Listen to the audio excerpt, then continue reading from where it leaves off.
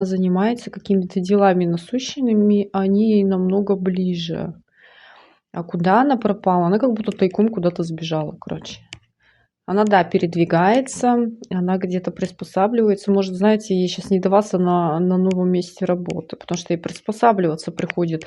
Она довыбиралась, ей безумно страшно, ей нужна какая-то поддержка. Куда она пропала?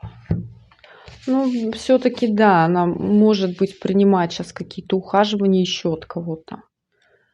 Ну, то есть, если она отстранилась маленько, говорит, да я занята, я работаю, да, то есть она, скорее всего, внимание от кого-то принимает еще. Потому что здесь такой намек, все, иллюзии пали, она кого-то выбрала, и ей безумно как-то, так сказать-то, даже опасливо, что, может, вы что-то там поймете, узнаете. Потому что она сейчас в любовниках, спрашивают, что там происходит, и кто-то